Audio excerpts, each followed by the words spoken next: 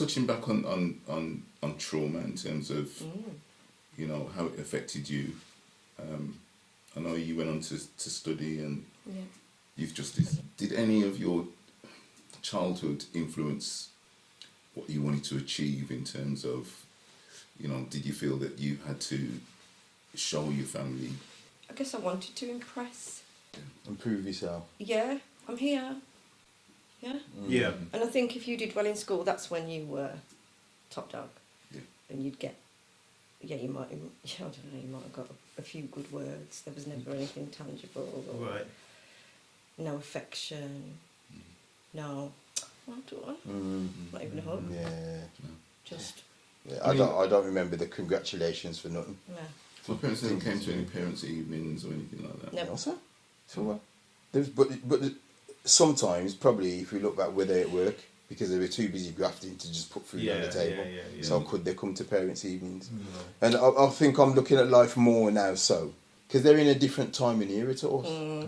So their time and era, and especially all of us Caribbean, Asian, we got to remember, they were going out into a world that didn't like them. They were going out into a world that didn't like them. They had to graft with people that probably didn't like them. They had to do jobs they couldn't stand. I hear you, but you know what I mean? On the other, for me, I know that my parents possibly didn't. They didn't come to my parents' evening, but they could always get to prayer meeting. We always had to get to church on time. You know, and there was a lot of things that my parents did within the church that they felt was important. But I never felt that although they wanted me to go to school, I'd never felt that they looked at my education as that. They looked at it as important, but not something that it was important for them to be involved in. Yeah. You know? So my siblings would read the school report, and then, because my mum couldn't read or write English, siblings would read and say, yeah, good. Which it was good, because I wanted to impress. You know, growing up in your family, do you think that your siblings set you up? But I still remember the lick. The lick was hot. Yeah, the lick was hot. Because what happened was, my mum sat myself and my two siblings in a settee and said, sit down and don't move. That wasn't enough for us. We wanted to play a game, Dane. There was a suggestion to play a game, and that was run from the settee and touch the fire and get back to the settee. First person, jump up, run to the fireplace, touch it and run back. That's cool. Everyone like, yeah. The next sibling, get up, run to the fireplace, touch it and come back. That's cool. Muggins jumps up now, runs up. As soon as I touch the fireplace, who do I see? My mum. I tell you if you sit down, and blah blah blah. Crying. The other two siblings are there laughing. That's a setup. No, because like I say, there was more association between them. Oh, okay. And I think because of the 5-year gap. Yeah. I remember. You had more of a. Yeah, the sister directly above me, and then my brother. I remember them. They were always at each other. They were fighting. My mum spent most of her day splitting them up. Do you know what I mean? Yeah. But again, I think it was just that need to be like, I'm here, especially after my dad died. And correct me if I'm wrong. We grew up, and we've talked about our siblings before, and I think in some ways we grew up like when you're in the yard with your siblings and you're not going out, you automatically just play with each other because you still ultimately got along. We used to copy the dancers off the top of the pot. You know what I mean? You ultimately got along and you were forced to do it, but then. Yeah, but then, or was it, did you find that because you didn't have that get along, did you have times where there wasn't that kind of camaraderie? Because what you're saying is, you got set up. I got set up. But you got set up because it was joke.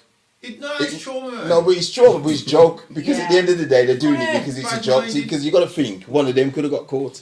So it wasn't the fact that they wanted you to get catch. They could have all got caught. They knew, man. Yeah. I was about to take my GCSEs when my dad died. My dad was an alcoholic. Okay. we didn't know what his trauma was. Right. We found out what his trauma was. I found out what his trauma was once he'd passed. Okay. Which was that he was working for the brewery when he first came to England. Yeah. And he knocked a child over. Oh wow. Not speeding, he wasn't done for it, he went to prison, it was an accident. Yeah. But the child succumbed to her injuries. Oh. And we didn't know that. So my dad had to live his life knowing that he... Yeah. Wow. I'm sorry to hear that. And that's, I think, where the alcohol addiction came. Yeah. And to sit here and think about who my dad was when I was growing up, and then seeing that demise was, I'm sorry to hear that. Yeah, I was, really am. when my dad passed, I was at 24, 25. Yeah. My dad passed, I was 24, 25. It's a long time ago now. Yeah, I can't forget the year because I can't forget the year and I can't forget the time, because that's one of the reasons that shaped me going abroad a lot. Because my dad died 2 days before Christmas. He died 23rd. He died 23rd of December 1997. Right. And it's prominent because this might sound funny. It's prominent because it's the same year Princess Diana died. Oh. So my dad died the same year as Princess Diana. So you had the big Princess Diana thing, hullabaloo, think not nubby, and then near the end of the year, 2 days before I'm supposed to celebrate Christmas Day, my dad pops up. Yeah. So that year for me is very, very prominent. Yeah. And I was in my mid-20s, and obviously he died in hospital, and it was ironic. It was almost like he didn't want me and one of my other siblings, one of my sisters, he didn't want us to see him because we'd been in the hospital with him all day. Yeah. And then I went home and my sibling went home, and then I got the call later from mother to say he's gone. So it was almost like he didn't want me, because he was the younger sister and it was me, the youngest boy. Yeah. So it's like he didn't want us, those two, to see him pass. Yeah. You know what I mean? So at those ages, 20 odd, it's like you're growing up, but then you still, do you know what I mean? That's all good, man. You still you look back at those things and it's deep, man. It does affect you, though. Of course it does. It does affect you, man. And it's very good to talk. I'm glad that we all talking this out as well. Yeah, because once upon a time I couldn't talk about it without crying. Yeah. But I'm a firm believer in that you have to deal with your trauma. You got to deal with it, man. That was in my way. I ran off. You did. So did I. Because what I did the first year or so, do you know what I mean? The first year or so was about me thinking about staying there and being there for my mum. But then after that, it was like, you know what? I've been there for my mum for how many years? Nobody's been there for me, so I just need to get away. And that's why I was going abroad. Trained. Yeah. I just trained and stopped eating. With my own children, it's overspillage, boy. It's overspillage from the minute they were Compensation. born. I was kissing them. Yeah. Oh my God, they were everything. Yeah. To this day, I end every message with "I love you." Yeah. I can't. Yes. They're big, dirty adult girls, and I still can't do it. No, what's up? Yeah. My stepson knows I love you. I I tell him, and then Emilio, I tell him all the time. And then Emilio comes to me every single day. I'll sit there and he'll be sitting in the room, and then he'll be, "My daddy is the best. My daddy is the best." He does. I'm being serious. He said, Seriously? my daddy is the best. Daddy is the best. Don't then be joking. Just cherish it now. But I cherish it now when he's older. He gonna tell me Jack. He gonna tell me Jack, and then I tell him I love him all the time. Do you know what I mean? And we never had that. But you know what is funny? You know what's funny about him? Because he'll do it, and then he'll look at me, and then he'll think, "Oh yeah, I ain't said to mum," and then.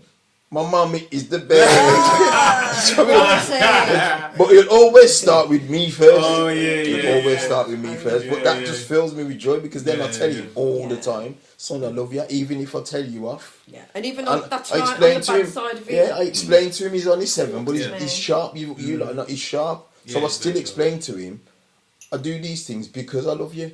If I didn't care about you, I'd let you make mistakes. I'd let you go and do that. Because I know you've got to bend the branch from young. Yes. Because then if he knows that now, Yes, by the yes, time he I gets to an agree. age, he I agree. might decide he don't want to chat to me when he's 20. Yeah. But then, 100%. like all of us, Yeah. certain lessons we learn, it's still in the back of your head. Yeah. Yeah. Yeah. It's Yeah. still in the back of your head and it don't left you. Mhm. And then you realise, why, my puppy used to say that to me, you know, when you're telling off your picnic, Yeah. or you're telling them certain things, you realise, why mum used to say that, The you know, cycle or dad used to say that. continues. And it's because it sticks in your head back. It does. So we have to It do that does. to make it stick in their head back now. Yeah. Yeah. Because yeah. when they grow older, Mhm. and if they go off and have kids and whatever, it's going to stick in their head Yeah. back. It is. Yeah. And they're going to pull something out the memory banks and they're going to think, why, mum used to say that, you know, or dad used to say that, you know. And that's what you want to do. You got to put it into their head. true. But it's a really good question because Yeah. we don't parent the way we were parented. No, sir. No. Yeah. Be in jail. But would you change anything about when you were growing Be in up? jail. Would I Would change? you change anything about when you was growing up? Actually, no, because it's made me the person I am today. Yeah. If I can't sit here and say I wanted more love and I wanted more this and I wanted more that, it just was the way it was. We weren't well off. You know, most of our meals came from the garden, Mhm. which I'm actually quite proud of. Yeah, Because now that's good. I want my meals to come from the garden, Yeah. but I ain't got a cabbage patch.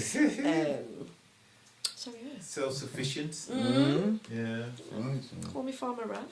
And the good thing about growing up with your siblings and being so many, that really you think that you don't really need any friends until they go off and then start doing their own thing, and then you think, gosh, I was in this bubble. Then all of a sudden, I'm alone.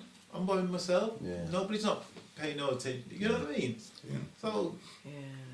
That question there that we just got asked. But let's verbally say the question Yeah, because yeah, verbally we're just say- jumping into the question Yeah, without so people know. verbally what say we're the actually- question. What's the yeah. question again? Yeah. So, do your children divide their love equally between both parents? So, do your kids divide their love equally between both parents?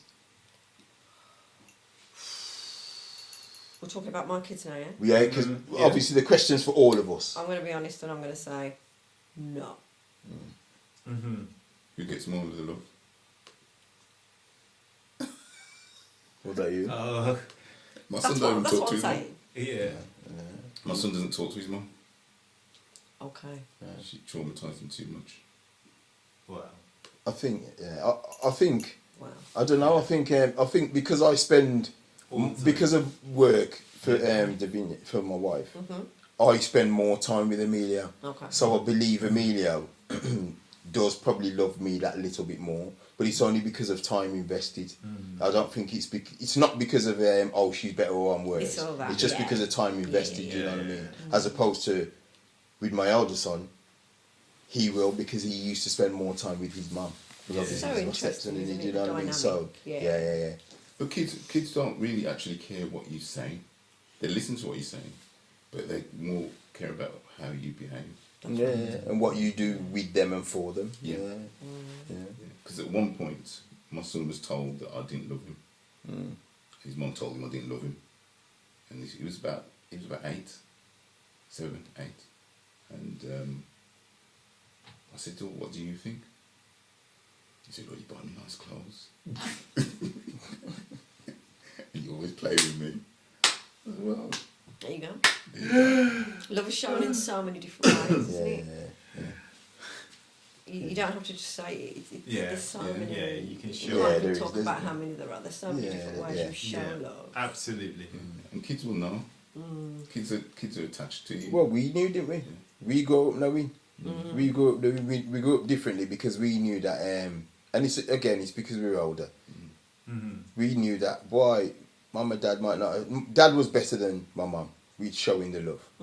But then you still know because their way was like, well, your belly's full, you got a house, you got a roof over your head, you got your clothes. Yeah. That's them showing you, well, actually, I love you because I'm doing all this for you. Yeah. You know what I mean? They were out there grafting for you.